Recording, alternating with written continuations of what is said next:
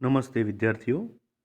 ધોરણ 11 કોમર્સ, વિષય વાણિજ્ય વ્યવસ્થા અને સંચાલન, છઠ્ઠો પાઠ ધંધાકીય વ્યવસ્થાના સ્વરૂપો.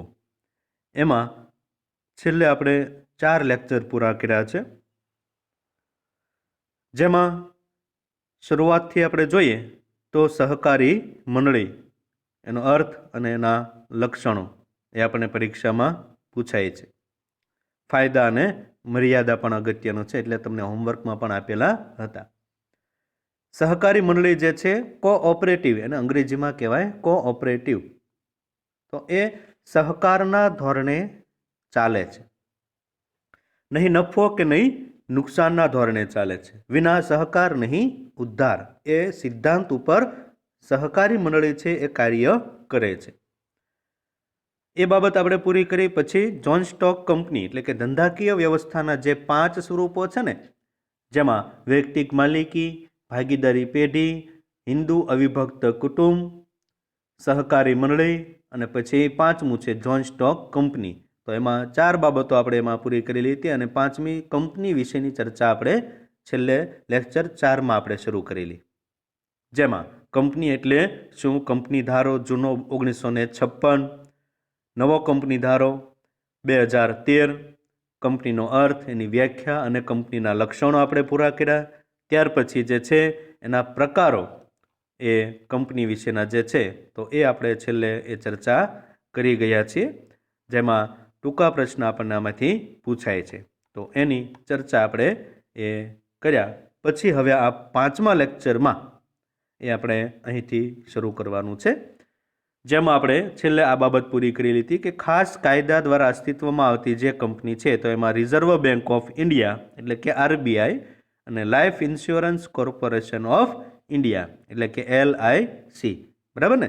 અહીં સુધી આપણે જોયેલું હતું. હવે આપણે આગળ જોઈએ. સભ્ય સંખ્યાની દ્રષ્ટિએ કંપનીના જે પ્રકાર પડે છે, એમાં એક છે જાહેર કંપની. કંપની ધારા 2013 અનુસાર જે કંપની ખાનગી કંપની નથી, જે કંપની ખાનગી નથી તે કંપની કેવી કહેવાય? જાહેર કહેવાય.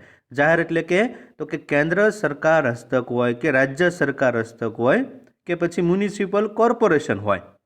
બરાબર? તો એ બધું જે છે એને જાહેર કહેવાય. અને ખાનગી કોને કહેવાય? તો કે વ્યક્તિ અથવા તો વ્યક્તિઓના સમૂહની માલિકી હોય. બરાબર? જેમાં ઓછામાં ઓછા 7 સભ્યો હોવા જોઈએ. જાહેર કંપનીમાં ઓછામાં ઓછા કેટલા સભ્યો હોવા જોઈએ? 7. અને વધુમાં વધુ સભ્ય સંખ્યા તો કે ગમે તેટલા હોય તો એની ઉપર કોઈ નિયંત્રણ હોતું નથી.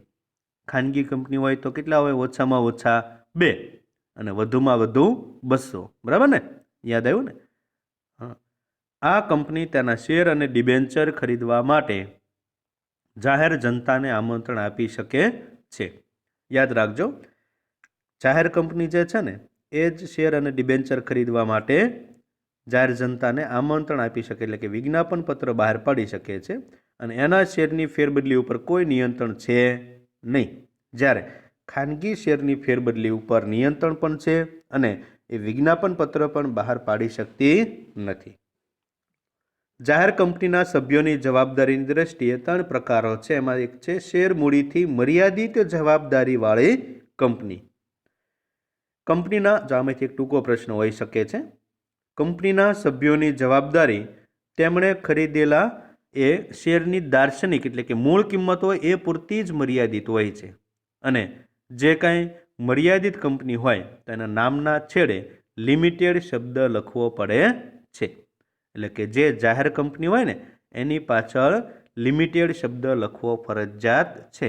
અને એ જે છે લિમિટેડને ટૂંકમાં LTD તરીકે પણ લખવામાં આવે છે જાહેર કંપની હોય તો.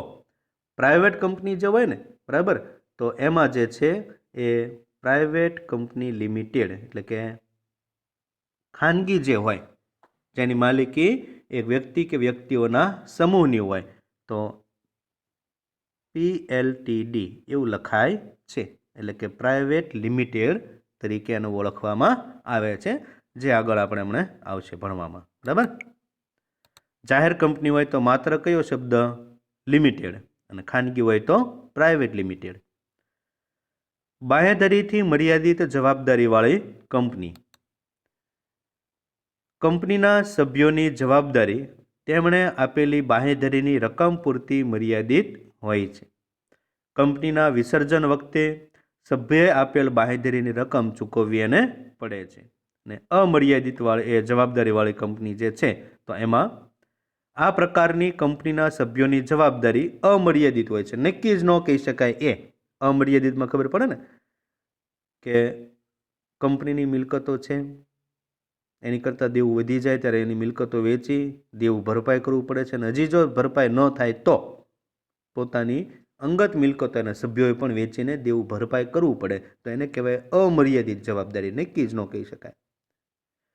કંપનીની મિલકતો કરતાં દેવા વધી જાય તો સભ્યો અંગત રીતે જવાબદાર બને છે.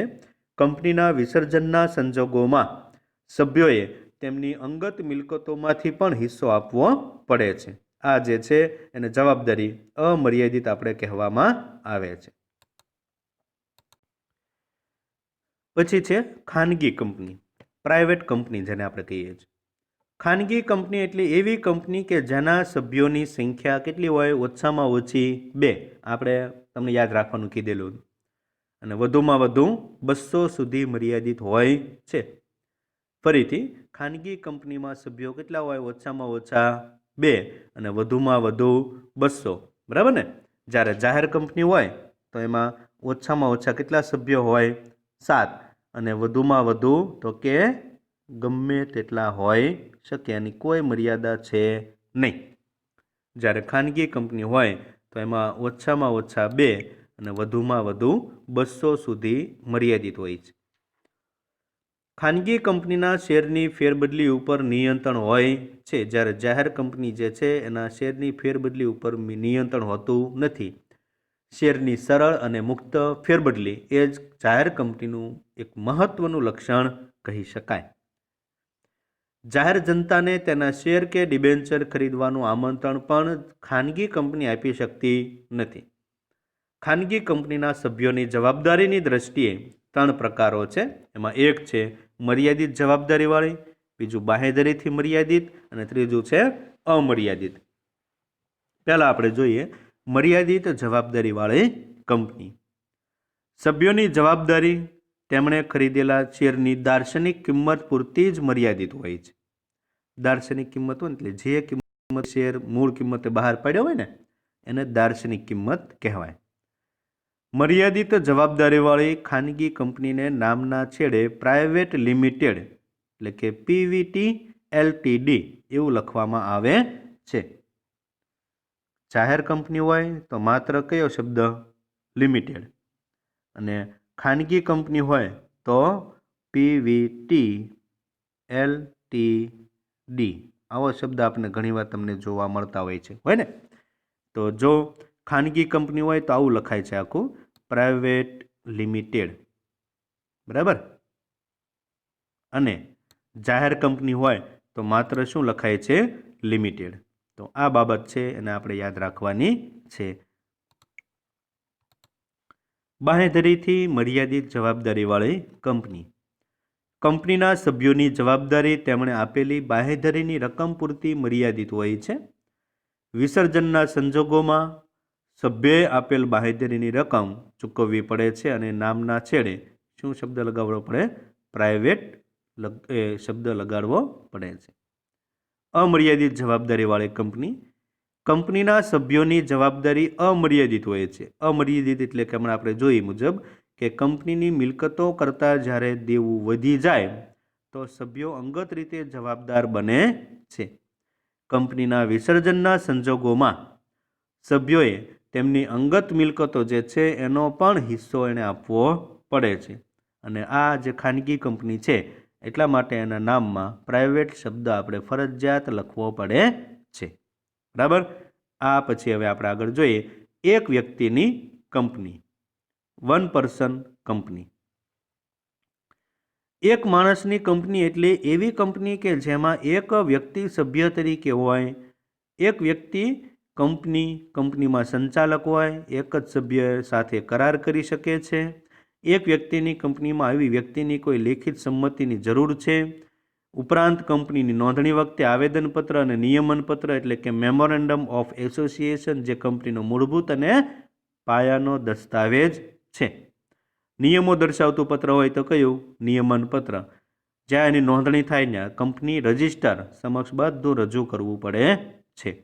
પણ એક વ્યક્તિની કંપનીની રચનાની જોગવાઈ 1956ના કંપની ધારામાં ન હતી, પરંતુ 2013ના કંપની ધારા અનુસાર ખાનગી કંપની એક વ્યક્તિની કંપની હોઈ શકે છે. આ આપણી જાણ માટે કે પહેલાં એની કોઈ એવી જોગવાઈ નહોતી 1956ના કંપની ધારામાં, પણ નવો કંપની ધારો 2013 અનુસાર ખાનગી કંપની જે છે એ એક વ્યક્તિની કંપની હોઈ શકે છે.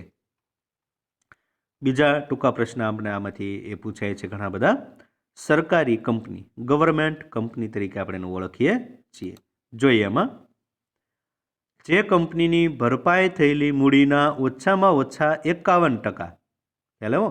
કુલ મૂડી જે કહેવાય ને, તો કંપનીની કુલ મૂડી હોય, આપણે અગાઉ વાત પણ કરી ગયા છીએ, 100% હોય, તો 100માંથી જે છે એ મોટા ભાગની એ મૂડી એટલે કે કેટલી? 51% મૂડી, બાકી વધે કેટલી? 49. બહુમતી આને કહેવાય લઘુમતી. તો 51% જે મૂડી જે છે, 51% મૂડી એ કોણ હોય? તો કે કેન્દ્ર સરકાર હોય, રાજ્ય સરકાર હોય, કે પછી એકથી વધુ રાજ્ય સરકાર હોય, કે કેન્દ્ર સરકાર અને રાજ્ય સરકાર હોય. આ બધા જે છે એ એકથી વધારે રાજ્ય સરકાર સાથે મળી અને ધરાવતી હોય કેટલી? 51%. 100% કુલ હોય, એમાંથી 50% કરતાં વધારે એટલે કે અડધાથી વધારે થયું ને 51%, એ કેન્દ્ર સરકાર હોય, રાજ્ય સરકાર હોય, કે પછી કેન્દ્ર અને રાજ્ય સરકાર હોય. તો એ જે કંઈ મૂડી ધરાવતી હોય એને કહેવાય સરકારી કંપની. દાખલા તરીકે અશોક હોટલ્સ લિમિટેડ, ત્યાર પછી છે ભારત હેવી ઇલેક્ટ્રિકલ્સ લિમિટેડ, તમને પરીક્ષામાં આનું પૂરું નામ પૂછાય છે, BHEL એટલે કે ભેલનું પૂરું નામ. તો ભારત હેવી ઇલેક્ટ્રિકલ્સ લિમિટેડ, ખાસ યાદ રાખજો, 1 માર્કમાં પૂછાય છે. અને બીજું છે MTNLનું પૂરું નામ, તો એ છે મહાનગર ટેલિફોન નિગમ લિમિટેડ. એટલે આ બે બાબત BHEL અને MTNLનું પૂરું નામ જણાવો. બરાબર? તો આપણે યાદ રાખવાનું છે. અને સરકારી કંપનીના ઉદાહરણો આપો એમ કે તો અશોક હોટલ્સ લિમિટેડ, બીજું છે ભારત હેવી ઇલેક્ટ્રિકલ્સ લિમિટેડ, અને ત્રીજું છે મહાનગર ટેલિકોમ નિગમ લિમિટેડ. આ સરકારી કંપનીના ઉદાહરણો છે. અને આ બેના પૂરા નામ પૂછે તો પણ આપણને અહીંયા આપેલા છે, એ ખાસ યાદ રાખવાના. ઓકે, હવે આગળ જોઈએ આપણે વિદ્યાર્થીઓ. શાસક કંપની, કોઈ એક કંપની બીજી કંપનીના 50% કરતાં વધુ શેર ધરાવતી હોય અને કંપનીના બહુમતી સંચાલકોની નિમણૂકનો અધિકાર ધરાવતી હોય તો એને શાસક કંપની કહેવામાં આવે છે. કોઈ એક કંપની જે છે એ 50% કરતાં વધુ એના શેર ધરાવતી હોય, એટલે એક કંપની છે એને 100% એની પાસે શેર છે, એમાં આ એ નામની કંપની છે, આ છે બી નામની કંપની છે, તો એ જે છે એ 50% કરતાં વધુ એટલે કે કેટલા? તો કે 51% શેર એ પોતે ધરાવતી હોય. આ મેન કંપની છે અને એની આ ગૌણ કંપની છે. તો આ બી કંપની જે છે એ કંપની જે છે 100% શેર એમાંથી 51 તો પોતે ખરીદે. બરાબર? તો 51 પોતે ખરીદે ને, તો એ કંપની જે છે ને આ કહેવાય શાસક કંપની, અને આ જે છે ને એને ગૌણ કંપની કહેવામાં આવે છે. કારણ કે મોટા ભાગનું જે છે 51%, અડધા કરતાં વધારે તો એણે ખરીદી લીધું ને, એટલે એ બી નામની જે કંપની પહેલાં હતી એ કેવી થઈ ગઈ? હવે શાસક કંપની. અને જે વાહે વધ્યા એટલે કે 51% એણે ખરીદ્યા ને, તો વાહે કેટલા વધ્યા? 49%. તો એને જે છે એ આપણે ગૌણ કંપની તરીકે ઓળખીએ છીએ. એટલે શાસક કંપની સૌથી વધારે જેણે શેર ખરીદ્યા હોય તે અડધા કરતાં વધારે, અને બાકી વાહે જે વધે એને આપણે ગૌણ કંપની તરીકે ઓળખીએ છીએ. ગૌણ કંપની, સબસિડરી કંપની. ગૌણ કંપની એટલે એવી કંપની કે જે કંપનીના 50%થી વધુ શેર શાસક કંપની ધરાવતી હોય, એ તો શાસક થાય ને, બાકી વાંહે વધે એને શું કહેવાય? ગૌણ. જે કંપનીમાં બહુમતી સંચાલકોની નિમણૂક કરવાનો અધિકાર શાસક કંપનીનો હોય તે ગૌણ કંપની કહેવાય. બરાબર. હવે આગળ જોઈએ નોંધણીના સ્થાનની દ્રષ્ટિએ. તો આ બધામાંથી ટૂંકા પ્રશ્ન આપણને પૂછાય છે. તો એમાં છે ભારતીય કંપની અને બીજું છે વિદેશી કંપની. જે કંપનીની નોંધણી ભારતમાં ભારતીય કંપની ધારા 2013 હેઠળ કે પછી સંસદે પસાર કરેલ ખાસ કાયદા હેઠળ થઈ હોય તેવી કંપનીને ભારતીય કંપની કહે છે. ભારતીય કંપની જાહેર કંપની કે પછી ખાનગી કંપની કે પછી સરકારી કંપની પણ હોઈ શકે. કહેવાનો અર્થ એ કે સંસદ અને વિધાનસભાના ખાસ કાયદા દ્વારા પસાર થયેલી હોય, ભારતમાં એની નોંધણી થયેલી હોય તો એને કહેવાય ભારતીય કંપની, ઇન્ડિયન કંપની. અને જે કંપનીની નોંધણી ભારતમાં થયેલી ન હોય એને શું કહેવાય? વિદેશી કંપની, ફોરેન કંપની. જે કંપનીની નોંધણી ભારત બહાર થઈ હોય, જેની રજિસ્ટર ઓફિસ ભારતમાં હોય નહીં અને જેનું ધંધાનું સ્થળ ભલે ભારતમાં હોય પણ એની રજિસ્ટર ઓફિસ ભારતમાં ન હોય, એની નોંધણી ભારતમાં ન થઈ હોય, તો એવી કંપનીને વિદેશી કંપની તરીકે આપણે ઓળખીએ છીએ. બરાબર. તો આ જે કંઈ કંપનીના જુદા જુદા પ્રકારો છે તો એની ચર્ચા આપણે પૂરી કરી. કંપનીના જુદા જુદા જે કાંઈ પ્રકારો હતા, સભ્ય સંખ્યાની દ્રષ્ટિએ, સ્થાનની દ્રષ્ટિએ બધું છે આપણે વિગતે પૂરું કર્યું. જેમાંથી આપણને એ અમુક ટૂંકા પ્રશ્નો છે, ફૂલ ફોર્મ જે છે એ બધા પૂછાય છે, એની ચર્ચા આપણે કરી. હવે એના પછી આગળ કંપનીની સ્થાપના વિધિ, જેમાં બે એના પ્રકાર પડે છે, એક પ્રવર્તન અને બીજું છે નોંધણીનું પ્રમાણપત્ર મેળવવાની વિધિ. આ બે જે છે એ બાબતો એમાંથી એ આપણને પરીક્ષાની દ્રષ્ટિએ જે મહત્વની છે બાબતો એ પ્રવર્તન પણ છે અને નોંધણીનું પ્રમાણપત્ર મેળવવાની વિધિ પણ છે. પરીક્ષામાં જ્યારે આપણને પૂછાય છે ત્યારે ખાસ એ બાબતને યાદ રાખજો. વધુમાં વધુ જે કહે છે મહત્વની બાબત એ આ મુદ્દામાં તો કે નોંધણીનું પ્રમાણપત્ર મેળવવાની વિધિ છે.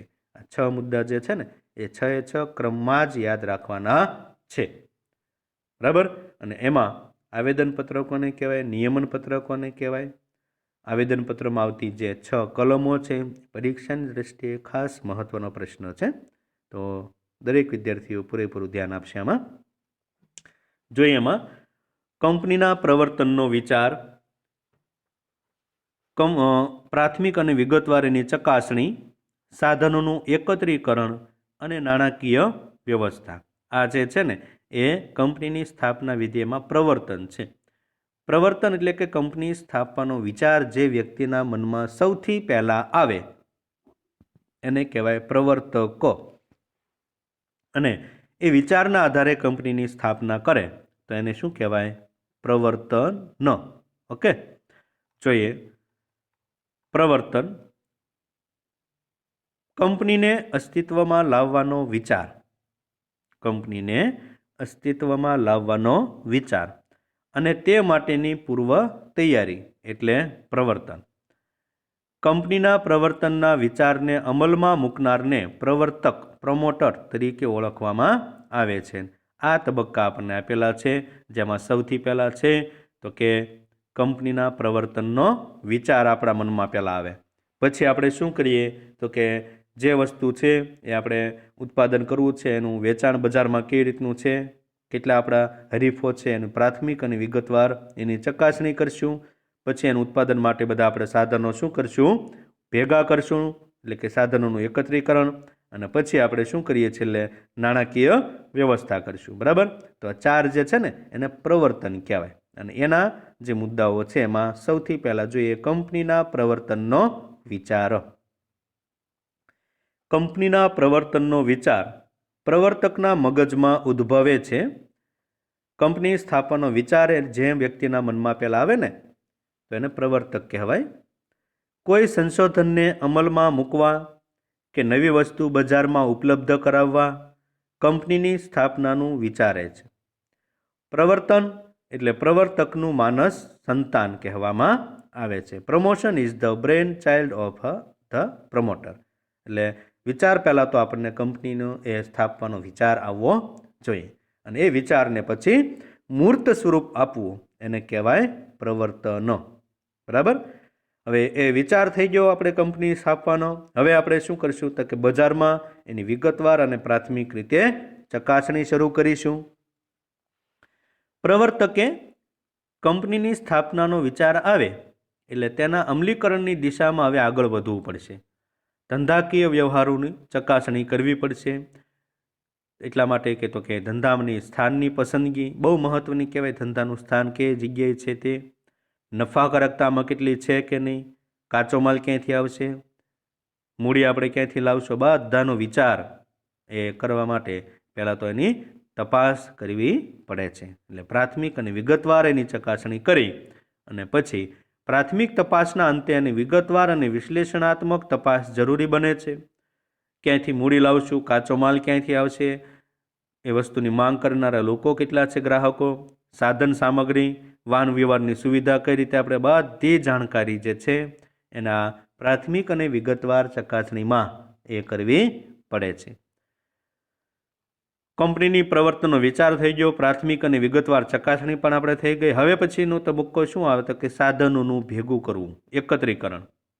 પ્રવર્તનને અમલમાં મૂકવા માટે પ્રવર્તકે જમીન, કાચો માલ, યંત્રો, સેવા વગેરે મેળવવા માટે કરારો કરવા પડે છે. આ બધા જે છે એ તપાસના અંતે પછી જે કાંઈ જરૂર પડે એટલે કાચો માલ, યંત્ર, જમીન આ બધી વસ્તુ જે છે એને મેળવવા ભાડાપટ્ટે હોય તો એને કરારો કરવા પડે છે. અને એ માટે જે છે મુખ્ય વસ્તુ જે જરૂર પડે એ છે નાણાકીય વ્યવસ્થા. સાધનો અને મિલકતો એકત્રિત કરવા માટે મૂડી ક્યાંથી અને કેવી રીતે મેળવવી, મૂડીના પ્રાપ્તિ સ્થાનો જે છે નાણાં, સમયના ટૂંકા ગાળા માટે આપણે જરૂર પડશે કે મધ્યમ ગાળા કે લાંબા ગાળા માટે, તો એ બધું નક્કી કરવું, એનો વિચાર કરવો પડે. નવી સ્થપાતી કંપની હોય તો એને ચોક્કસ શેર બહાર પાડી અને મૂડી મેળવવી પડે છે. તો આ બધી બાબતો જે છે એમાં નાણાકીય વ્યવસ્થા છે એની ગોઠવણી કરવી, ક્યાંયથી નાણાં પ્રાપ્ત થશે, ક્યાં એની ફાળવણી કરવાની અને ક્યાં આપણને એમાંથી આવક મળશે, એ બધી બાબતો જે છે એનો વિચાર કરી અને પછી કંપનીની સ્થાપના કરવાની હોય છે. એટલે કંપનીની સ્થાપનાના વિચાર કરનાર જે છે એને પ્રવર્તક કહેવાય અને એને મૂર્ત સ્વરૂપ આપવું એને કહેવાય પ્રવર્તન. અને એમાં કંપનીના પ્રવર્તનનો વિચાર, પછી પ્રાથમિક અને વિગતવાર ચકાસણી કરે, સાધનોનું એકત્રીકરણ કર્યા પછી નાણાકીય વ્યવસ્થા કરવામાં આવે છે. આ બધું જે છે એ કંપનીની સ્થાપના વિધિમાં પ્રવર્તનના 4 મુદ્દાઓની આપણે ચર્ચા પૂરી કરી. બરાબર. હવે પછીનો જે લેક્ચર છે એટલે કે લેક્ચર નંબર 6, એમાં આપણે નોંધણીનું પ્રમાણપત્ર મેળવવાની વિધિ જે છે એની આપણે વિગતવાર ચર્ચા એ આપણે કરીશું. આ પ્રશ્ન જે છે એ આપણા માટે ખૂબ જ મહત્ત્વનો છે, તો આપણે ખાસ એ તૈયાર કરીશું. ક્રમમાં કોઈ ફેરફાર થવો જોઈએ નહીં. અને એમાં આવતી જે કલમો છે, બધી નામની કલમો બધું આવે છે ને આગળ, એ પણ આપણે એક અલગથી મહત્ત્વનો પ્રશ્ન છે જે હવે પછીના લેક્ચરમાં આપણે જોઈશું. અહીં આપણે 5મો લેક્ચર જે છે એને પૂરો કરીએ છીએ. અગત્યની જે બાબતો કીધી છે અને દરેક વિદ્યાર્થી છે એ ખાસ યાદ રાખશે, પાકું કરશે. બરાબર. અહીં સુધી રાખીએ.